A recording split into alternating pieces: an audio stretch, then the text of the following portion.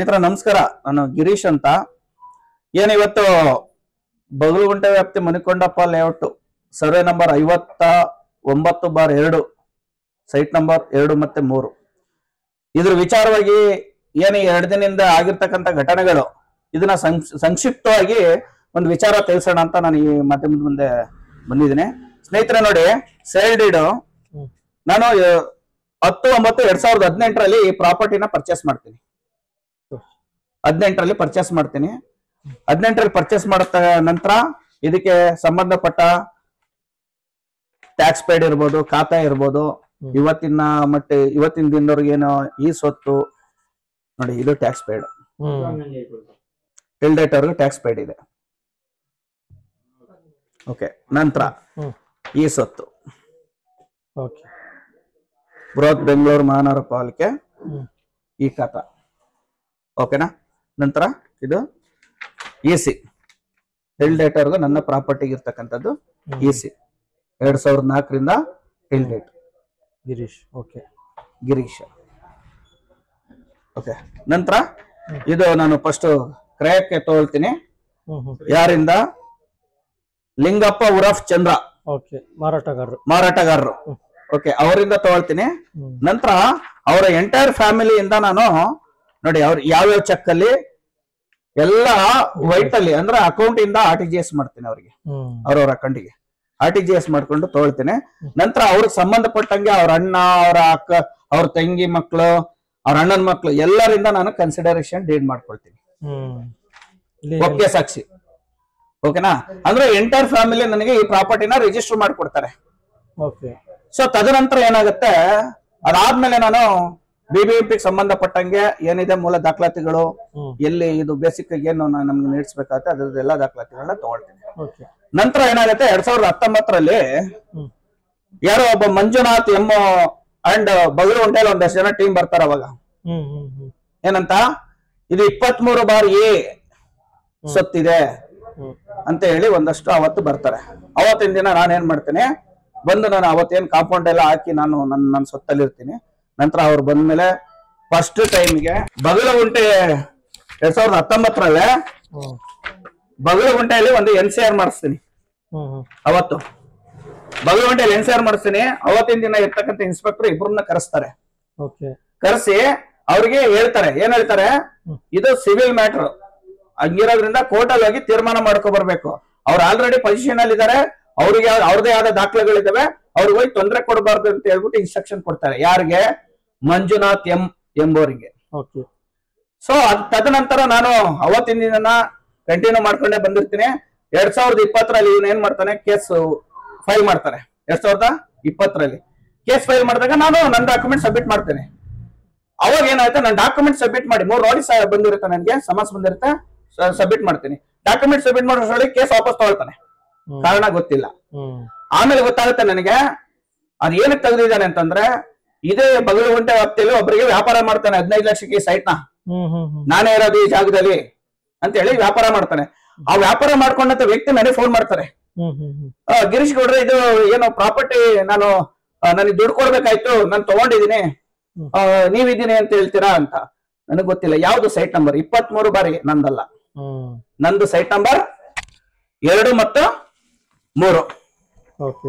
Okay, so ನಂದು 2 ಮತ್ತು 3 ಇರೋದ್ರಿಂದ ನಂದೆಲ್ಲ ಸೈಟ್ ನಂಬರ್ ಅಂತ ಹೇಳ್ತೀನಿ. ಅವತ್ತು ಅಲ್ಲಿಗೆ ಆಗುತ್ತೆ. ನಂತರ ಏನ್ ಮಾಡ್ತಾರೆ, ಆ ವ್ಯಕ್ತಿ ಫೋರ್ಸ್ ಮಾಡ್ತಾರೆ, ನಿಂದು ಸೈಟೇ ಅಲ್ಲ, ನಿಂದ ಯಾವ್ದೋ ಬೋಗಸ್ ಪೇಪರ್ ಇಟ್ಕೊಂಡು ನೀನು ನನಗೆ ಯಾಮರಿಸ್ತಾ ಇದೆ ಅಂತ ಹೇಳ್ಬಿಟ್ಟು ಅವ್ರೇನ್ ಮಾಡ್ತಾರೆ, ಪ್ರಭಾವಿ ವ್ಯಕ್ತಿಗಳ ಜೊತೆ ಸೇರ್ಕೊಂಡು ದುಡ್ಡಿಗೆ ಆಫರ್ ಇಡ್ತಾರೆ. ಇವ್ನು 15 ಲಕ್ಷ ಇಸ್ಕೊಂಡ್ಬಿಟ್ಟಿರ್ತಾನೆ, ಆಫರ್ ಇಡ್ತಾನೆ. ನಂತರ ಏನಾಗುತ್ತೆ, ಆ ಕೋವಿಡ್ ಬರುತ್ತೆ. ಕೋವಿಡ್ ಸಂದರ್ಭದಲ್ಲಿ ನಾವು ಸಹ ಎಲ್ಲೂ ಯಾರು ರೋಡೇ ಅಡ್ಡಾಡಂಗಿಲ್ಲ. ಸೊ ಅಂತದ ಸಂದರ್ಭದಲ್ಲಿ ನಾವ್ ಇರ್ತೀವಿ. ಆ ಟೈಮಲ್ಲಿ ಕೋವಿಡ್ ಆದ್ಮೇಲೆ 2021 ಯಾರು ಮಾಂತೇಶಯ್ಯ BG, ಇಲ್ಲಿ ನೋಡಿ ಪೊಸಿಷನ್ ಅಲ್ಲಿ ನಾನಿದ್ದೀನಿ, ನನ್ನ ಪೇಪರು ನನ್ನ ಜಾಗ, ನಾನು ಇದ್ದೀನಿ, ನಾನೇ ಇಲ್ಲಿ ವಾಸ ಇದ್ದೆ ಅವಾಗ. ಅಂದ್ರೆ ಬಾಡಿಗೆದಾರನ್ನ ಬಿಟ್ಟಿದ್ದೀನಿ. ಒಂದು 2021 ನನಗೆ ಮಾಹಿತಿ ಬರುತ್ತೆ, 23/A ಸೈಟ್ ನಂಬರ್ ಮಾಂತೇಶಯ್ಯ BG ಈ ವ್ಯಕ್ತಿ ದುಬೈಲಿ ಇರ್ತಾನೆ, ರಿಜಿಸ್ಟರ್ ಆಗತ್ತೆ. ಯಾರಿಗ GPA ಕೊಟ್ಟಿರ್ತಾನೆ ಅದೇನೋ ಪ್ರೊಸೀಜರ್ ಇದೆಯಂತೆ, ನಾವು ಹೊರಗಡೆ ಇದ್ರು ನಾವು ರಿಜಿಸ್ಟರ್ ಮಾಡ್ಕೋಬಹುದು ಇರ್ಬೋದು. GPA ಮೇಲೆ ರಿಜಿಸ್ಟರ್ ಮಾಡ್ಕೊಳ್ತಾನೆ ಯಾರು? ಮಾಂತೇಶಯ್ಯ ಬೀಜಿ. ನಂತರ ನಾನು ಅದನ್ನ ತಗಿಸ್ತೀನಿ, EC ತಗಿಸ್ತೀನಿ ಅವಾಗ.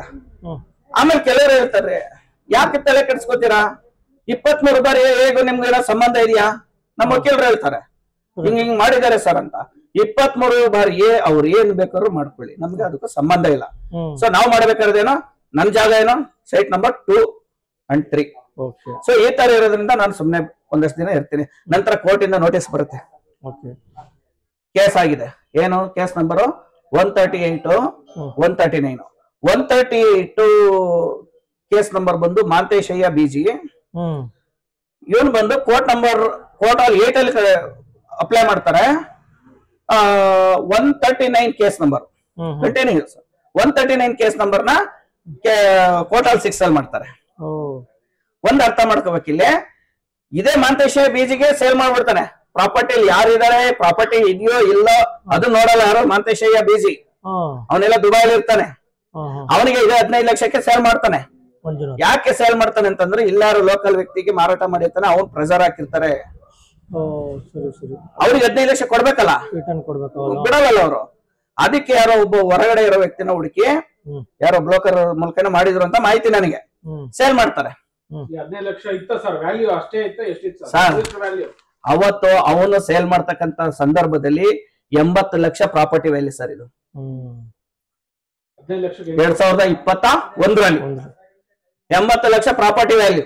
ಅಂದ್ರೆ 2017ರಲ್ಲೇ ನಾನು 45 ಲಕ್ಷ ಕೊಟ್ಟು ಪರ್ಚೇಸ್ ಮಾಡಿದೀನಿ ಅಂತ ಅಂದ್ರೆ 3 ವರ್ಷದಲ್ಲಿ ಪ್ರಾಪರ್ಟಿ ವ್ಯಾಲ್ಯೂ ಇನ್ಕ್ರೀಸ್ ಆಗುತ್ತೆ, ಡಿಕ್ರೀಸ್ ಆಗುತ್ತೆ ಅಲ್ವಾ? ಸೊ ಆಗುತ್ತೆ. ಏನಾಗುತ್ತೆ ಆಮೇಲೆ ನೋಟಿಸ್ ಬರುತ್ತೆ. ನನಗೆ ಆಶ್ಚರ್ಯ ಆಯ್ತು, ಯಾರು ಮಾಂತೇಶಯ್ಯ ಬೀಜಿ ಯಾರು? ಅಯ್ಯೋ ನನಗೆ ಗೊತ್ತಿಲ್ಲ. ಯಾರು ಮಂಜುನಾಥ್ ಅಂತ ಬಂದಿದ್ದ, ಮಾತಾಡದೆ ಹೋಗಿದ್ದ. ಈಗ ಏನೋ ಸಿನಿಮಾ ನಂಬರ್ 2 ಅದೇನೋ ಪಾರ್ಟ್ 2 ಅಂತಾರಲ್ಲ, ಹಿಂಗೆ ಮಾಂತೇಶಯ್ಯ ಬೀಜಿ ಎಂಟ್ರಿ. ಹೆಂಗೆ ಎಂಟ್ರಿ ನನಗೆ ಹೆಂಗ್ ಗೊತ್ತಾಗುತ್ತೆ? ಕೋರ್ಟ್ ಇಂದ ನೋಟಿಸ್ ಬರುತ್ತೆ, ನನ್ನನ್ನ ಪಾರ್ಟಿ ಮಾಡಿ ಹಾಕ್ತಾರೆ, ಇಂಜೆಕ್ಷನ್ ಶೂಟಿಗೆ ಹಾಕೊಳ್ತಾರ. ಸೊ ತೊಂದ್ರೆ ಇಲ್ಲ, ನಮ್ದೇನಿದೆ ಮೂಲ ದಾಖಲಾತಿಗಳಿದ್ದು ಕೊಟ್ಟಿದ್ದೀನಿ, ನನಗೆ ಏನ್ ಸಂದರ್ಭ ಇದಿಲ್ಲ. ಆಮೇಲೆ ಕೇಳ್ತಾರಲ್ಲಿ, ನಾನು ಕೋರ್ಟಲ್ಲಿ ಕೇಳ್ತಾರೆ 23 ಬಾರಿ ಏನೋ ನೀವು ತೊಂದರೆ ಕೊಡ್ತಾ ಇದೀರ ಅಂತ. ಹೌದಾ ಸರ್? ಗೊತ್ತಿಲ್ಲ ಸರ್. ಯಾವುದೇ ವಿಚಾರ 23 ಬಾರಿಗೆ ಪೇಪರ್ ಇದೆಯಾ?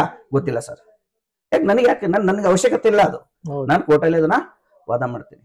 ನಂತರ ಏನಾಗುತ್ತೆ, 2021ರಲ್ಲಿ ಕೇಸ್ ಹಾಕ್ತಾರೆ, ಕೇಸ್ ನಡೀತಾ ಇದೆ.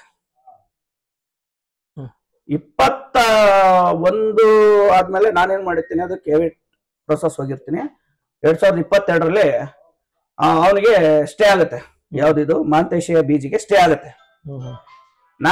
ನನಗೇನು ಅಭ್ಯಂತರನೇ ಇಲ್ಲ, ಸ್ಟೇ ಕೊಡ್ತಾ ಇರೋದು ನನಗೇನು ಅಭ್ಯಂತರ ಇಲ್ಲ. ಕಾರಣ ಯಾಕೆಂದ್ರೆ 23 ಬಾರಿ ಹೇಗೂ ನನಗೂ ಸಂಬಂಧ ಇಲ್ಲ. ಸ್ಟೇ ಆಗಿದೆ ಬಂದಿದ್ದಾನೆ. ಅದಾದ್ಮೇಲೆ ಬರ್ತಾನೆ ಸ್ಟೇಷನ್ ಬರ್ತಾರೆ. ಸ್ಟೇಷನ್ ಬಂದ್ರು ಆ ಸ್ಟೇ ಇಟ್ಕೊಂಡು ನನ್ನನ್ನ ಖಾಲಿ ಮಾಡಿಸ್ಬೇಕು ಅಂತ ಹೋಗ್ತಾರೆ ಸ್ಟೇಷನ್. ನಂತರ ಏನಾಗುತ್ತೆ, ನಾನು ಇವೆಲ್ಲ ಪ್ರೋಸೆಸ್ ಆಗೋಷ್ಟ್ರೊಳಗಡೆ ನನ್ನ ಪ್ರಾಪರ್ಟಿ ಮೇಲೆ 80 ಲಕ್ಷ ಲೋನ್ ಆಗಿರುತ್ತೆ. ನನ್ನ ಹೆಸರಲ್ಲಿ ಆಗಿದೆ. ಅದಕ್ಕೆ MODT ಕಾಪಿನೂ ಇಲ್ಲೇ ಇದೆ. ಪ್ರೋಟಿಯಂ ಫೈನಾನ್ಸ್ ಅಂತ ಹೇಳಿ ಅದು ಸಹ 80 ಲಕ್ಷ ಲೋನ್ ಆಗಿದೆ. ಒಂದು ಲೋನ್ ಎಲ್ಲ ಆಗಿ ನನ್ನ ಪ್ರೊಸೆಸ್, ನಾನು ಲೋನ್ ತಗೊಳ್ತಾ ಇರ್ತೀನಿ, ನಾನು ಕನ್ಸ್ಟ್ರಕ್ಷನ್ ಮಾಡ್ಕೋಬೇಕು, ಅದೆಲ್ಲ ನಂದು ಪ್ಲಾನಿಂಗ್ ಅಲ್ಲಿ ಇರುತ್ತೆ. ಇದೇನಾಗುತ್ತೆ, ನಂತರ ಇವರು ಆ ಸ್ಟೇ ಕಾಪಿ ಅವ್ರಿಗೆ ಸ್ಟೇ ಆದ್ಮೇಲೆ ನನ್ನ ಹತ್ರ ಬರ್ತಾರೆ, ಅಲ್ಲಿ ಸ್ಟೇಷನ್ ಕರೆಸ್ತಾರೆ. ನಾನು ಹೇಳಿದೆ ಅವ್ರಿಗೆ ಇನ್ಸ್ಪೆಕ್ಟರ್, ನಾನು ಅದೇ ಠಾಣಾಧಿಕಾರಿ ಹೇಳಿದೆ 23 ಬಾರಿ ಹೇಗೆ ಸ್ಟೇ ಸಿಕ್ಕಿರೋದು, ನಂದೇನಾರ ಮೆನ್ಷನ್ ಇದೆಯಾ ಅಲ್ಲಿ, ನನ್ನ ಹೆಸರೇನು ಮೆನ್ಷನ್ ಇದೆಯಾ ಸರ್? ಅಥವಾ 2 ಮತ್ತು 3 ಅಲ್ಲ, ಅದು 23 ಅಂತ ಏನಾರು ಆಗಿದೆಯಾ? ಇಲ್ಲ, ನಥಿಂಗ್. 23 ಬಾರಿ ಸೈಟ್ ನಂಬರ್ಗೆ ಯಾರು ತೊಂದರೆ ಕೊಡಬಾರ್ದು ಅಂತಿದೆ. ಅವ್ರಿಗೆ ನೀಟಾಗಿ ಒತ್ತಿ ಎಕ್ಸ್ಪ್ಲೈನ್ ಮಾಡಿದೀನಿ. ಯಾರಿಗೆ? ಇನ್ಸ್ಪೆಕ್ಟರ್ಗೆ. ಆಮೇಲೆ ಏನೋ ಬೇರೆ ತರ ವ್ಯಾಮೋಹವಾಗಿ ಸ್ಟೇ ಆಗಿದೆ ಅಂತ ಬಂದು ಅತಿಕ್ರಮವಾಗಿ ಮಾಡೋದು, ಆತರ ಮಾಡಬಾರ್ದು ಹೇಳಿದ್ದೀನಿ. ಅದಾದ್ಮೇಲೆ ಬರುತ್ತೆ. ನಂತರ ಅದಾಗಿ ಹೇಳಿರ್ತೀನಿ. 1-3 ತಿಂಗಳಾದ್ಮೇಲೆ ಮತ್ತೆ ಬರ್ತಾರೆ. ಅವಾಗ ಸರ್ ಸಂದೀಪ್ ಕೋರಿ ಅಂತ ಇನ್ಸ್ಪೆಕ್ಟರ್ ಇರ್ತಾರೆ. ನಾನು ಅವತ್ತು ಹೈದರಾಬಾದ್ ಅಲ್ಲಿ ಇರ್ತೀನಿ, ನನ್ನ ವ್ಯಾವಹಾರಿಕವಾಗಿ ಹೈದರಾಬಾದ್ ಅಲ್ಲಿ ಇರ್ತೀನಿ. ಅವತ್ತು ಏನ್ ಮಾಡ್ತಾರೆ, ಒಂದಷ್ಟು ಜನ 2023ರಲ್ಲಿ ಒಂದಷ್ಟು ಜನ ಅವತ್ತು ಲೇಡೀಸ್ ಗಳನ್ನ ನುಗ್ಗಿಸ್ತಾರೆ, ಗಲಾಟೆ ಮಾಡ್ತಾರೆ, ನಮ್ ಟೆನೆಂಟ್ ಹೊಡೆದಾಕ್ತಾರೆ, ಹಾಸ್ಪಿಟ್ಲಿಗೆ ಹೋಗಿರ್ತೀವಿ, ದೊಡ್ಡ ರಾದಂತಾನೆ ಆಗಿರುತ್ತೆ ಅವತ್ತು. ನಾನು ಬರ್ಲಿಕ್ಕೆ ಸಮಯ ಆಗುತ್ತೆ, ಒಂದಿನ ಆಗುತ್ತೆ. ಬಂದ್ಮೇಲೆ ನೋಡ್ತೀನಿ, ಆದ್ರೂ FIR ಮಾಡಿಸ್ತೀನಿ. ಅವ್ರ ಯಾರ್ಯಾರು ಇಲ್ಲಿ ಎಲ್ಲ ಬಂದಿದ್ರು ಅವ್ರ ಮೇಲೆ FIR ಆಗಿ ಅದು ಪ್ರೋಸೆಸ್ ಆಗುತ್ತೆ. ಆಮೇಲೆ ಏನ್ ಮಾಡ್ತಾರೆ, ಅವ್ರನ್ನೂ ಸಹ ಕಳಿಸ್ತಾರೆ, ಯಥಾಸ್ಥಿತಿ ಅಂತ ಹೇಳ್ತಾರೆ. ಅವತ್ತಿನ ದಿನ ಏನಿಲ್ಲ ಅಂದ್ರೆ ನನಗೆ ಸರ್ 15 ಲಕ್ಷ ರೂ ಖರ್ಚಾಗಿದೆ ಸರ್. ಅವತ್ತು ಆ ಒಂದು ವಾರದಲ್ಲಿ 15 ಲಕ್ಷ ರೂಪಾಯಿ ಖರ್ಚು ಮಾಡಿದ್ದೀನಿ. ನನಗೆ ಸಾಕಾಗೋಯ್ತು, ಯಾಕಾದ್ರೆ ಈ ಪ್ರಾಪರ್ಟಿ ತಗೋಣ ಅಂತ ಬೇಜಾರಾಗೋಗ್ಬಿಟ್ಟಿದೆ ನನಗೆ. ಆಮೇಲೆ ನಂತರ ಏನಾಗುತ್ತೆ, ನಾನು ತುಂಬಾ ಸ್ಟ್ರಾಂಗ್ ಆಗಿ ಕುತ್ಕೊಂಡು ಇವೆಲ್ಲ ಕಟ್ಕೊಂಡು ಬಾಡಿಗೆ ಕೊಡ್ತೀನಿ ಸರ್. ನೋಡಿ ಬಾಡಿಗೆ ಕೊಡ್ತೀನಿ. ನೋಡಿ ಯಾವ್ದಿದು 1/4/2023 ಯಾರಿಗೆ? ಶ್ರೀಮತಿ ಗಂಗಾ ಎಂ ಅನ್ನೋರಿಗೆ. ಗಿರೀಶ್ ಅನ್ನೋರು, ನಾನೇ ಮಾಲೀಕರು. ಸೈಟ್ ನಂಬರ್ 2 ಮತ್ತು 3 ಇಲ್ಲಿ ಬಾಡಿಗೆ ಕೊಡ್ತೀನಿ. ಅವ್ರಿಗೇನ್ ಬೇಕು ನೀರಿನ ವ್ಯವಸ್ಥೆ ಇವೆಲ್ಲ ಮಾಡಿಬಿಟ್ಟು ಬಾಡಿಗೆ ಕೊಡ್ತೀನಿ. ಯಾಕಂದ್ರೆ ಇಲ್ಲಿ ಯಾವಾಗ್ಲೂ ಇರ್ಲಿಕ್ಕಾಗಲ್ಲ ಅಂತೇಳಿ 2 ಮನೆ ಮಾಡಿ ಇಬ್ಬರಿಗೆ ಬಾಡಿಗೆ ಕೊಡ್ತೀನಿ. ಬಾಡಿಗೆ ಕೊಟ್ಟಿದ್ದಂತ ಸಂದರ್ಭದಲ್ಲಿ ನಂತರ ಈಗ ಲೋನ್ ಅವರು ಬಂದಿದ್ದಾರೆ. ಲೋನ್ ಯಾರು 80 ಲಕ್ಷ ಸುಮ್ನೆ ಕೊಡಲ್ಲ, 7 ಸಲ ಅವರು ವೆರಿಫಿಕೇಶನ್ ಮಾಡ್ತಾರೆ. ಸೈಟು, ಜಾಗ, ಅದಕ್ಕೆ ಸೂಕ್ತ ದಾಖಲಾತಿಗಳು ಕೊಡ್ತಾರೆ. ಸೊ ಅದನ್ನೆಲ್ಲ ನೋಡಿ ಲೋನ್ ಪ್ರೊಸೆಸ್ ಆಗಿ ತದನಂತರ ಎಲ್ಲ ಆರಾಮಾಗಿದ್ದೀವಿ. ಈಗ ನಾನು ಕನ್ಸ್ಟ್ರಕ್ಷನ್ ಮಾಡ್ಬೇಕಂತ ಹೊರಟಿದ್ದೆ, ಆಲ್ರೆಡಿ ಪ್ಲಾನಿಂಗು ಮಾಡಿದ್ದೀನಿ. ನಂತರದಲ್ಲಿ ದಿನಾಂಕ 9/9/2025 ಅಂದ್ರೆ ಮೊನ್ನೆ ಏನಾಗುತ್ತೆ, ಏಕಾಏಕಿ ನಾನೇನ್ ಬಾಡಿಗೆ ಕೊಟ್ಟಿದ್ದೀನಿ, ನನ್ನ ಬಾಡಿಗೆಯಲ್ಲಿ ಗಂಗಾನವ್ರಿಗೆ ಬಾಡಿಗೆ ಕೊಟ್ಟಿದ್ದೀನಿ. ಗಂಗಾ ನಮ್ಮ ಬಂದು ಹ್ಯಾಂಡಿಕ್ಯಾಫ್ಟ್ ಇದ್ದಾರೆ, ಅವರಿಗೆ ಕಾಲುಗಳು ಸ್ವಾಧೀನ ಇಲ್ಲ, ಪಾಪ ಬಡವರು ಅವರೆಲ್ಲ. ಸೊ ಇದಾರೆ, ಅವ್ರು ಏನ್ ಮಾಡ್ತಾರೆ, ಆರಾಮಾಗಿ ಇಲ್ಲಿ ಇಟ್ಕೊಂಡು ಊಟ ಮಾಡ್ಕೊಂಡಿದ್ದಾರೆ. ಸೊ ಗೇಟ್ ಏನ್ ಮಾಡ್ತಾರೆ, ಗೇಟ್ ಹತ್ರ ಕೂತಿದ್ದಾರೆ. ಇವ್ರು ಏಕಾಏಕಿ ಬರ್ತಾರೆ. ನಾನು ನನ್ನ ಸ್ವತ್ತಿಗೆ ಸಂಪೂರ್ಣವಾಗಿ CCTV ಹಾಕಿ ಅದನ್ನ ಕ್ಲೌಡ್ ಅಲ್ಲಿ, ಏನೋ ಈಗ ಹೊಸ ಟೆಕ್ನಾಲಜಿ ಬಂದಿದೆ, ಅದರಲ್ಲಿ ಇಟ್ಟಿರ್ತೀನಿ ನಾನು. ನನ್ನ ಆಕ್ಸಿಸ್ ನ ನನ್ನ ಮನೆಗೆ, ನನ್ನ ಹತ್ರ ಇರುತ್ತೆ, ಮತ್ತೆ ನನ್ನ ಆಫೀಸಲ್ಲಿ ಇರುತ್ತೆ. ನಾವು ಒಂದ್ ಕ್ಷಣ ನಾನ್ ಬಿಸಿ ಇದ್ರು ಅಲ್ಲಿ ಯಾಕೆ ಬೇಕು ಈ ತರ ಆಗುತ್ತೆ ಅಂತ. ಸೊ ಈ ತರ ಇದ್ದಾಗ ಇನ್ನೊಂದು ವಿಚಾರ, ಇದಕ್ಕಿಂತ ಮೊದಲು ನನಗೊಂದು ಡೌಟ್ ಬರುತ್ತೆ. ಒಂದು 15 ದಿವಸ ಮುಂಚೆ 23ನೇ ತಾರೀಕು 2008 ಆಗಸ್ಟ್ ಅಲ್ಲಿ ಇದೇ ಬಗಲುಂಟೆ ಸ್ಟೇಷನ್ ಅಲ್ಲಿ ಒಂದು NCR ಮಾಡಿಸ್ತೀನಿ ಸರ್.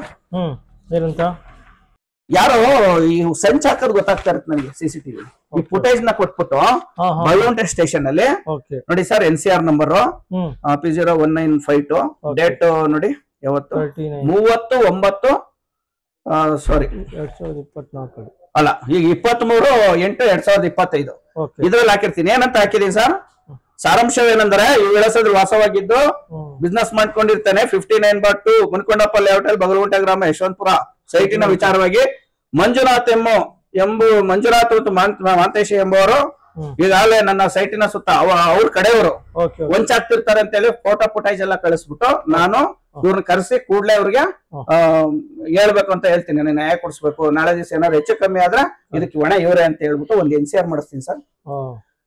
23ನೇ ತಾರೀಕು NCR ಮಾಡಿಸ್ತೀನಿ.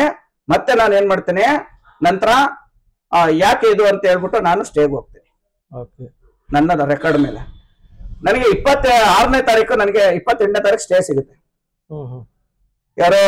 ಮಾಂತೇಶಯ್ಯ BG ಅಂಡ್ ಮಂಜುನಾಥ್ M ಮತ್ತು ಅವರ ಕಡೆಯವರಿಂದ ಯಾರು ಸಹ ಬಂದು ತೊಂದರೆ ಕೊಡಬಾರ್ದು ನನ್ನ ಪ್ರಾಪರ್ಟಿಗೆ ಅಂತ ಹೇಳಿ ಒಂದು ಸ್ಟೇ ಆರ್ಡರ್ ಬರುತ್ತೆ.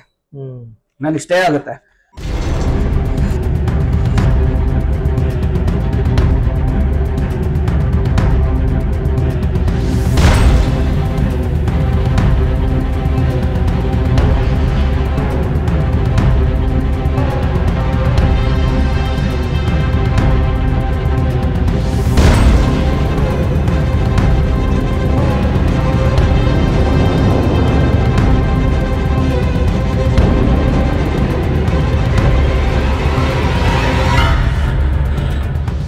ನಂತರ ಆ ಸ್ಟೇ ಆದ್ಮೇಲೆ ನಾನು ನನ್ನ ಪಾಡಿಗೆ ನಾನು ಇರ್ತೇನೆ. ಅಲ್ಲಿ ಯಾರೋ ಅಡ್ಡಾಡೋದು, ಎಲ್ಲ ಬಂದು ಹಂಚಾಕೋದು, ಇದೆಲ್ಲ ನನಗೆ ಮಾಹಿತಿ ಗೊತ್ತಿರುತ್ತೆ. ಸೊ ನಾನು ಲೋಕಲ್ ಸ್ಟೇಷನ್ ಇಂಟಿಮೇಷನ್ ಇರ್ತೀನಿ ಸರ್, ನಾಳೆ ದಿವಸ ಹೆಚ್ಚು ಕಮ್ಮಿ ಆದ್ರೆ ನೀವೇ ಅಂತ ಅವರು ವಾರ್ನ್ ಮಾಡ್ತಾರೆ. ಆ ಫುಟೇಜ್ CD ಗಿಡಿ ಎಲ್ಲ ಸ್ಟೇಷನ್ ಅಲ್ಲಿ ಕೊಟ್ಟಿದ್ದೀನಿ. ನಂತರ ಏನಾಗುತ್ತೆ, 9ನೇ ತಾರೀಕು 9ನೇ ತಿಂಗಳು 2025 ಮಂಗಳವಾರ, ಅವತ್ತು ಮಂಗಳವಾರ ಬರುತ್ತಲ್ವಾ, ಮಂಗಳವಾರ 2 ದಿನ ಹಿಂದೆ ಅವತ್ತೇನ್ ಮಾಡ್ತಾರೆ, ಏಕಾಏಕಿಯಾಗಿ ಲಕ್ಷ್ಮಿ ಎಂಬ ದಲಿತ ಮುಖಂಡರು ಅಂತ ಹೇಳಿಕೊಂಡು ಏಕಾಏಕಿ ನನ್ನ ಸ್ವತ್ತಿನೊಳಗೆ ಬರ್ತಾರೆ. ಸಮಯ 5:30 6 ಗಂಟೆ ಬರ್ತಾರೆ. ಏಕಾಏಕಿ ಬರ್ತಾರೆ. ಆ ಅಜ್ಜಿ ಅಲ್ಲೇ ಕೂತಿರುತ್ತೆ ಸರ್, ಇದೇ ಗೇಟ್ ಮುಂದೆ ಕೂತಿರುತ್ತೆ. ದಡಾರ್ ಅಂತ ಹೇಳ್ತಾರೆ. ಅಲ್ಲಿವರೆಗೂ ನನ್ನ ಹತ್ರ ರೆಕಾರ್ಡ್ ಇದೆ. ನಾನು ಅದು ಕ್ಲೌಡ್ ಅಲ್ಲಿ ಹಾಕೊಂಡು ಇಟ್ಕೊಂಡಿರೋದ್ರಿಂದ ನನ್ನ ಹತ್ರ ಎಲ್ಲಾ ರೆಕಾರ್ಡ್ಗಳಿದೆ. ಅವ್ರು ಹೆಂಗ್ ಬರ್ತಾರೆ, ಯಾರು ಬರ್ತಾರೆ, ಫಸ್ಟ್ ಇವರೆಲ್ಲ ಬರ್ತಾರೆ. ಬಂದು ಆ ಅಜ್ಜಿನ ಕಾಲಲ್ಲಿ ಒದಿತಾರೆ, ಹಿಂಗೆ ಏಯ್ ಸೈಡ್ ಹೋಗು ಅಂತ ಒದಿತಾರೆ. ತಳ್ಕೊಂಡ್ ಬರ್ತಾಳೆ. ಒಬ್ಳು ಲೇಡಿ ಫಸ್ಟ್ ಬರ್ತಾಳೆ, ಯಾರೋ ಅವಳು ಲಕ್ಷ್ಮಿ ಅನ್ನೋಳು ಫಸ್ಟ್ ಬರ್ತಾಳೆ. ಬಂದ ತಕ್ಷಣ ಸೀದಾ ಏನ್ ಮಾಡ್ತಾರೆ, ಇಲ್ಲಿ CCTV DVR ಈ ಕಡೆ ಇಟ್ಟಿದ್ದೀನಿ, ಇಲ್ಲಿದೆ. ಆ DVR ನ ಇಲ್ಲಿ ವೈರ್ ಕಟ್ ಮಾಡ್ತಾಳೆ, DVR ನ ಕಿತ್ಕೊಳ್ತಾಳೆ. DVR ಕಿತ್ಕೊಂಡು ಅವ್ರ ಜೊತೆ ಅವರೊಂದಷ್ಟು ಟೀಮ್ ಇಲ್ಲೇ ಒಂಚಾಗ್ತಾ ಇರುತ್ತೆಲ್ಲ. ಆಮೇಲೆ ಏನ್ ಮಾಡ್ತಾರೆ, DVR ನ ಎಸ್ಕೇಪ್ ಮಾಡ್ಬಿಡ್ತಾರೆ. ಯಾಕೆ DVR ಎಸ್ಕೇಪ್ ಮಾಡ್ತಾರೆ ಅಂದ್ರೆ, ಅವ್ರು ಏನೇನ್ ಮಾಡ್ತಾರೆ ಎಲ್ಲ ಎವಿಡೆನ್ಸ್ ರೆಕಾರ್ಡ್ ಆಗತ್ತಲ್ಲ ಅಲ್ಲಿ. ಸೊ ಅದಕ್ಕೋಸ್ಕರ ಫಸ್ಟ್ ಅವ್ರದ್ದು ಪ್ರೀ ಪ್ಲಾನ್ ಮಾಡ್ಕೊಂಬರ್ತಾರೆ. ಆಮೇಲೆ ಇವ್ರು ನನ್ನ ಬಾಡಿಗೆದಾರರಿಗೆ ಧಮಕಿ ಹಾಕ್ತಾರೆ. ನನ್ನ ವಿಡಿಯೋದಲ್ಲಿ ನೀಟಾಗಿ ಆ ವಿಡಿಯೋಗಳು ಕೊಟ್ಟಿದ್ದೀನಿ ನೋಡಿ. ಏನಂತ ಹೇಳ್ತಾಳೆ ಲಕ್ಷ್ಮಿ ಅನ್ನೋಳು, ಹೇಳ್ತಾಳೆ, ನೋಡಮ್ಮ ಇಮಿಡಿಯೇಟ್ ನೀನು ಖಾಲಿ ಮಾಡ್ಬೇಕು, ಇದು ಸೈಟ್ ನಂದು, ನೀವ್ ಯಾಕಿದ್ದೀರಾ ಇಲ್ಲಿ, ನಾನು ಒರಿಜಿನಲ್ SC ಇದೀನಿ, ಜಾಸ್ತಿ ಏನಾದ್ರು ಗಾಂಚಾಲಿ ಮಾಡಿದ್ರೆ ನಿನ್ ಮೇಲೆ ಜಾತಿ ನಿಂದನೆ ಕೇಸ್ ಹಾಕ್ತೀನಿ, ಅಟ್ರಾಸಿಟಿ ಕೇಸ್ ಹಾಕ್ತೀನಿ. ಗೊಬ್ಬರಿಸ್ತಾಳೆ. ಹ್ಞೂ ಅಂತ ಭಾರಿ ಜೋರ್ ಮಾಡ್ತಾಳೆ. ಆಚೆ ಹಾಕ್ಬೇಕು. ಅವ್ರ ಕಾನ್ಸೆಪ್ಟ್ ಏನೋ, ಅವ್ರನ್ನ ಆಚೆ ಹಾಕ್ಬಿಟ್ಟು ಅವ್ರು ಕುತ್ಕೋಬೇಕಿಲ್ಲಿ. ಆಮೇಲೆ ಅವ್ರದ್ದು ಸಂಗಡಿಗಳು ಬಂದ್ಬಿಡುತ್ತೆ, ಒಂದು 7-8 ಜನ ದಿಢೀರಂತ ಬಂದ್ಬಿಡ್ತಾರೆ. ಎಲ್ಲ ನೀಟಾಗಿ ಸ್ಯಾರಿಗಿರಿ ಹಾಕ್ಯಂದು ಲಿಫ್ಟಿಕ್ ಹಾಕ್ಯಂದೆ ಬಂದಿದ್ದಾರೆ. ಎಲ್ಲ ರೆಕಾರ್ಡ್ ಇದೆ ನನ್ನ ಹತ್ರ. ಸೊ ಬರ್ತಾರೆ, ನನ್ನ ಬಾಡಿಗೆದಾರರಿಗೆ ಧಮಕಿ ಹಾಕ್ತಾರೆ, ನಾನು ಒರಿಜಿನಲ್ SC ಇದೀನಿ. ಸರ್ ಒರಿಜಿನಲ್ SC ಅಂದ್ರೆ ಏನ್ ಸರ್, ನನಗೆ ಗೊತ್ತಾಗ್ತಾ ಇಲ್ಲ. ನಾನು ಒರಿಜಿನಲ್ SC ಇದೀನಿ, ಅಟ್ರಾಸಿಟಿ ಕೇಸ್ ಹಾಕ್ಬಿಡ್ತೀನಿ ಅಂತ ಹೇಳಿ ಧಮಕಿ ಹಾಕ್ಬಿಡ್ತಾರೆ. ಆಮೇಲೆ ಒಂದು ಬಿಳಿ ಸ್ಕಾರ್ಪಿಯೋ ತರ್ತಾರೆ. ಆ ಸ್ಕಾರ್ಪಿಯೋ ನಂಬರ್ ನಾನು FIR ಅಲ್ಲಿ ಹಾಕ್ಸಿದೀನಿ. ಆ ಸ್ಕಾರ್ಪಿಯೋ ತರ್ತಾರೆ, ಇಲ್ಲಿ ಹಾಕೊಳ್ತಾರೆ, ಇದೇ ಜಾಗದಲ್ಲಿ ಸ್ಕಾರ್ಪಿಯೋ ಹಾಕೊಳ್ತಾರೆ. ಆಮೇಲೆ ಇಲ್ಲೆಲ್ಲ ಚಾಪೆಗಳು ಹಾಕೊಂಡು ಫುಲ್ ಅವ್ರದೇ ಆರ್ಭಟ. ಅಲ್ಲಿ ನೋಡಿ ಏನೇನೋ ತಿಂದು ಎಲ್ಲ ಗಬ್ಬೆ ಬಿರ್ಸಾಕ್ಬಿಟ್ಟವ್ರೆ ನನ್ನ ಸೈಟ್ ನ. ಅವ್ರದೇ ಆರ್ಭಟ, ಎಣ್ಣೆ ಹೊಡೆದವ್ರೆ ನೈಟ್.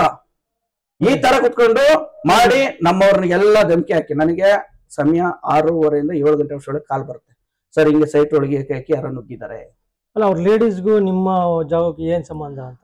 ಸರ್ ನನಗೆ ಅವ್ರು ಯಾರು ಅಂತ ಗೊತ್ತಿಲ್ಲ ಸರ್. ಅವನ್ಯಾರೋ ಮಾಂತೇಶಯ್ಯ ಅಂತ ಹಾಕೊಂಡಿದ್ದಾನೆ, ಮಂಜುನಾಥ್ ಎಮ್ಮನೋ ಹಾಕೊಂಡಿದ್ದಾನೆ.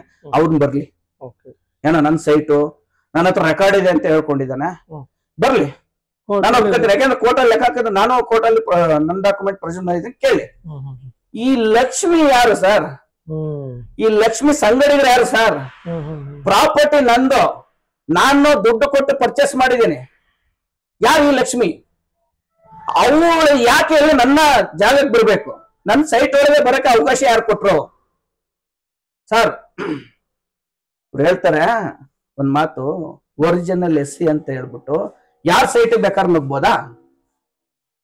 ಅವರ ಪತ್ರ ಅವ್ರದ ಹತ್ರ ಇದ್ರೆ ಅವ್ರ ಮಾಡ್ಬೋದು. ಆಯ್ತು, ನನ್ನ ಹತ್ರ ಪತ್ರ ಇದೆ, ತಂದು ತೋರಿಸ್ಲಿ. ಆತರ ಬಂದು ದೌರ್ಜನ್ಯ ಮಾಡಿ ನನ್ನೊಂದಷ್ಟು ಇಲ್ಲೊಂದಷ್ಟು ಐಟಮ್ಗಳು ಇಟ್ಟಿದ್ದೆ, ಗಾಡಿಗಳಿದ್ದು ಎಲ್ಲ ಹೊಡೆದಾಕ್ಬಿಡವ್ರೆ. ಇಲ್ಲ ಕಂಪ್ಲೇಂಟ್ ಕೊಟ್ಟಿದ್ದೀರಾ? ಬಂದೆ, ನನಗೇನೋ 7 ಗಂಟೆಗೆ ಗೊತ್ತಾಯ್ತು. ಇಮಿಡಿಯೇಟ್ ಆಗಿ ನಾನು 112 ಕಾಲ್ ಮಾಡಿದೆ.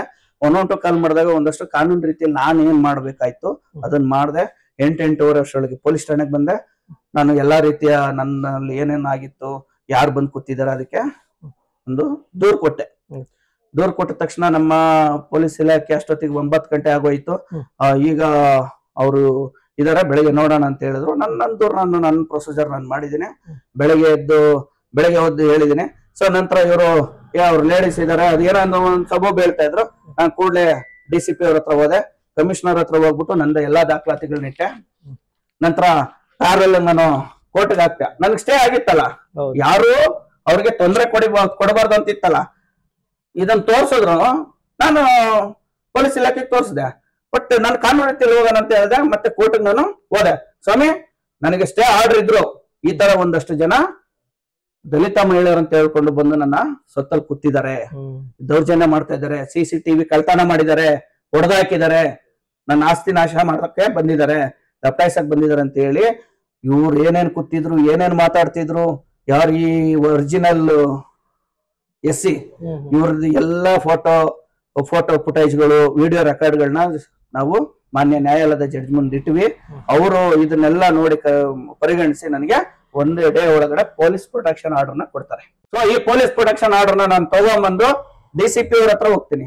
DCP ಸಾಹೇಬ್ರ ಹತ್ರ ಹೋಗಿ ನನ್ನೆಲ್ಲಾ ರೆಕಾರ್ಡ್ಗಳು ಅವರಿಗೆ ಬಿಚ್ಚಿಟ್ಟು ಹೇಳಿದಾಗ ಅವರು ಕೂಡಲೇ ತಕ್ಷಣ ನಾವು ಸ್ಥಳೀಯ ಪೊಲೀಸ್ ಠಾಣೆಗೆ ಫೋನ್ ಮಾಡಿ ಇದೇನಿದೆ ಈ ತರ ಆಗ್ತಾ ಇದೆ, ಇವ್ರು ಬರಬಾರ್ದು, ಅವ್ರು ಆಲ್ರೆಡಿ ಇದಾರೆ, ಏನೇ ಸಿವಿಲ್ ತ್ಯಾಜ್ಯ ಇದ್ರು ಕೋರ್ಟಲ್ಲಿ ಬಗೆಹರಿಸ್ಕೊಳ್ಳಿ ಅಂತ ಹೇಳಿ ಕೂಡಲೇ ನಿನ್ನೆ ಸಂಜೆ ಬಂದು ಅವ್ರನ್ನೆಲ್ಲ ಕಳಿಸಿ ನನಗೆ ಇವತ್ತು ಸ್ವಾಧೀನ ಬಿಟ್ಕೊಂಡು ನನ್ನ ಸುತ್ತಿನಲ್ಲಿ ಏನೇನು ಸಮಸ್ಯೆಗಳಿರ್ತದೆಲ್ಲ ನಕಲಿಸಿ ಅವ್ರನ್ನೆಲ್ಲ ಆಚೆ ಕಳಿಸಿ ಅವ್ರ ಮೇಲೆ FIR ಆಗಿದೆ, ಗಾಡಿ ಮೇಲೆ FIR ಆಗಿದೆ, ಗಾಡಿ ನಂಬರ್ ಹಾಕಿದೀವಿ. ಈಗ ನನಗೆ ಅವ್ರ ಇನ್ಸ್ಪೆಕ್ಟರ್ಗೂ ಅವ್ರ ಗಾಡಿಯಲ್ಲಿ ಈಗ FIR ಆಗಿದೆ ಅಂತಂದ್ರೆ ನನ್ನ CCTV ಕಳ್ತನ ಮಾಡಿದ್ದಾರೆ.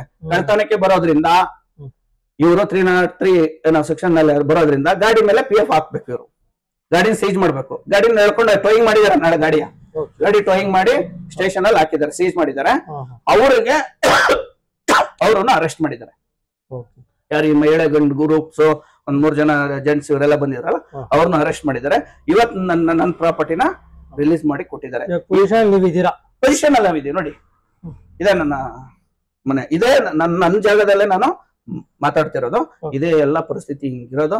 ಇವತ್ತೇನು ಎಲ್ಲ ಪೊಲೀಸ್ ಇಲಾಖೆ ಸಹಕರಿಸಿ ನನ್ನ ಸ್ವತ್ತಿಗೆ ನನ್ನಲ್ಲಿರೋ ದಾಖಲೆಗಳಿಗೆ ಕೋರ್ಟ್ ಸಹ ಸಹಕರಿಸಿ ಇವತ್ತು ನನಗೆ ಎಲ್ಲಾ ತರದ ಆರ್ಡರ್ಗಳು ಸಹ ಪೊಲೀಸ್ ಪ್ರೊಟೆಕ್ಷನ್ ಮಾಡಿಕೊಟ್ಟಿದೆ. ಇವತ್ತು ನನಗೆ ಪೊಲೀಸ್ನವರು ಸಹ ಜಾಗನ ನನಗೆ ಅವ್ರದ್ದೇನಿದೆ ವೆಕೆಟ್ ಮಾಡಿಸಿ ಕೊಟ್ಟಿದ್ದಾರೆ. ಸೊ ಇವತ್ತು ಇದೇನಕ್ಕೆ ಮಾತಾಡ್ತಾ ಇದೀನಿ ಅಂದ್ರೆ ಮುಂದಿನ ದಿನಗಳಲ್ಲಿ ಬೇರೆ ಯಾರಾದ್ರೂ ನಾನು ಲೀಡರ್ಸ್ ಇದ್ದೀನಿ, ನಾನು ಪೊಲಿಟಿಕಲ್ ಇದ್ದೀನಿ, ನಾನೊಬ್ಬ ದಕ್ಷ ಬಲಿಷ್ಠ ಲೀಡರ್ ಇದ್ದೀನಿ ಅಂತ ಈ 59/2 ಸೈಟ್ ನಂಬರ್ 213 ಮುನ್ಕೊಂಡಪ್ಪ ಲೇಔಟ್ ಬಗಲಗುಂಟೆ ವ್ಯಾಪ್ತಿ ಈ ಸೈಟ್ ವಿಚಾರ ಯಾರು ಇವನು ಎಲ್ಲಾ ಕಡೆ ಹೋಗಿದ್ದಾನೆ. ಇವಳು ಲಕ್ಷ್ಮಿ ಬಂದಿದ್ದಾಳ 507 508 ಇರ್ಬೋದು, ನಾನು ಫೇಸ್ ಮಾಡ್ತಾ ಇರೋದು. ಸೊ ಹಂಗಾಗಿ ನಾನು ಈ ಮಾಧ್ಯಮದ ಮೂಲಕ ನನ್ನ ಲೀಡರ್ ಬಾಂಧವರಲ್ಲಿ ಹೇಳ್ತೀನಿ, ಎಲ್ಲಾ ಬಾಂಧವ ಸ್ನೇಹಿತರುಗಳಲ್ಲಿ ಹೇಳ್ತೀನಿ, ಏನಾದ್ರೂ ಈ ಜಾಗದ ಏನಾರ ಪೇಪರ್ ಹಿಡ್ಕೊಂಡು ನನಗೆ ಇದನ್ನ ಪೊಸಿಷನ್ ಕೊಡಿಸಿ ಮತ್ತೊಂದು ನ್ಯಾಯ ಕೊಡಿಸಿ ಅಂತ ಬಂದ್ರೆ ದಯಮಾಡಿ ತಗೋಬೇಡಿ. ನಾನು ಇದನ್ನ ನೊಂದು ಇವತ್ತು ಈ ಮಾಧ್ಯಮನ ಕರೆಸಿ ಮಾತಾಡ್ತಾ ಇದ್ದೀನಿ ಅಂತಂದ್ರೆ ಮಾತಾಡ್ತಾ ಇದ್ದೀನಿ ಅಂತಂದ್ರೆ ಕಾರಣ ಇಷ್ಟು ನೊಂದಿದ್ದೀನಿ ಅಂದ್ರೆ 7 ವರ್ಷ ಸತತ ಹೋರಾಟ. ನನ್ನ ಹಿಸ್ಟ್ರಿ ಬಗಲಗುಂಟೆ ಸ್ಟೇಷನ್ ನಲ್ಲಿ ಇದೆ ನೋಡಿ, ನಾನೇನು ಕ್ರೈಮ್ ಮಾಡಿಲ್ಲ, ಮತ್ತೊಂದು ಮಾಡಿಲ್ಲ. ಈ ಪ್ರಾಪರ್ಟಿ ತಗೊಂಡ ಮೇಲೆ ನನ್ನ ಮೇಲೆ ಪ್ರಕರಣಗಳನ್ನ ಮಾಡ್ತಾರೆ. ಸೊ ಹಾಗಾಗಿ ನಾನು ಪದೇ ಮತ್ತೊಂದ್ಸಲ ನಾನು ವಿನಂತಿ ಮಾಡ್ಕೊಳ್ತೇನೆ, ನಮ್ಮ ಎಲ್ಲಾ ಮುಖಂಡರುಗಳಲ್ಲಿ ಯಾರು ಸಹ ನಾನು ಬಿಡಿಸ್ಕೊಡ್ತೀನಿ, ನಾನೇನೋ ಮಾಡ್ತೀನಿ, ನಾನು ನ್ಯಾಯ ಕೊಡಿಸ್ತೀನಿ ಅಂತ ಬರಬೇಡಿ. ಎಲ್ಲಾ ದಾಖಲೆಗಳು ಕಾನೂನಿನ ರೀತಿಯಲ್ಲಿ ಇದೆ. ಇದನ್ನ ಕೋರ್ಟಲ್ಲಿ ತೀರ್ಮಾನ ಆಗ್ತಾ ಇದೆ. ಅಲ್ಲಿ ತೀರ್ಮಾನ ಆದ್ಮೇಲೆ ಯಾರ್ದು ಏನಂತ ಡಿಸಿಷನ್ ಆದ್ಮೇಲೆ ನಾವು ಡಿಕ್ಲೇರ್ ಮಾಡ್ತಿರ್ತೀವಿ. ಮಧ್ಯದಲ್ಲಿ ನಾನು ಹೀರೋ ಇದ್ದೀನಿ, ನಾನು ಹೀರೋಯಿನ್ ಇದ್ದೀನಿ, ನಾನು ಒರಿಜಿನಲ್ ಡೂಪ್ಲಿಕೇಟ್ ಅಂತ ಹೇಳ್ಕೊಂಡು ದಯಮಾಡಿ ಬರಬೇಡಿ. ಈಗ ಏನ್ ಅತಿಕ್ರಮಣವಾಗಿ ಪ್ರವೇಶ ಮಾಡಿದ್ರು ನಿಮ್ಮ ಒಂದು ಜಾಗಕ್ಕೆ, ಅವ್ರನ್ನ ಇವಾಗ ಪೊಲೀಸರು ಅರೆಸ್ಟ್ ಮಾಡಿದ್ದಾರೆ. ಅಷ್ಟು ಜನ ಅರೆಸ್ಟ್ ಮಾಡಿದ್ದಾರೆ. ಆ ಕಾರ್ ತಂದು ನಿಲ್ಸ್ಕೊಂಡಿದ್ರು, ಕಾರನ್ನು ಸಹ ಸೀಜ್ ಮಾಡಿದ್ದಾರೆ. ನನ್ನ ಮುಂದ್ಗಡೆನೆ ಎಲ್ಲ ನಮ್ಮ ಮುಂದ್ಗಡೆನೆ ಬಂದು ಪೊಲೀಸ್ನವರೇ ಬಂದು ಅವ್ರನ್ನೆಲ್ಲ ಕಳಿಸಿ ನನಗೆ ಕೀ ಹ್ಯಾಂಡ್ ಓವರ್ ಮಾಡಿದ್ದಾರೆ. ಸೊ ಇದು ಏನಕ್ಕೆ ವಿನಂತಿ ಅಂತಂದ್ರೆ, ಇದು ಇಷ್ಟೆಲ್ಲ ಅನುಭವಿಸ್ತಿರೋದು ತುಂಬಾ ಕಷ್ಟದಲ್ಲಿದ್ದೀನಿ ಸರ್, ಕಷ್ಟದಲ್ಲಿದ್ದೀನಿ. ಇಂಥ ಸಮಸ್ಯೆ ಪ್ರತಿ ಸಲ ಬರೋದು, ಕೇಸ್ ಮಾಡೋದು, ಅವ್ರೊಂದಷ್ಟು ಜನ ಕರ್ಸೋದು, ಈ ತರ ಆಗ್ತದೆ. ನ್ಯಾಯಾಲಯದಲ್ಲಿದೆ, ಅದೇನ್ ಬಗೆಹರಿತ ಅದು ಕೋರ್ಟಲ್ಲಿ ಬಗೆಹರಿಲಿ. ದಯಮಾಡಿ ಯಾರು ಬರಬೇಡಿ. ಇದು ಹೇಳ್ತಾ ನಾನು 2 ಮಾತು ಮುಗಿಸ್ತೀನಿ. ನಮಸ್ಕಾರ.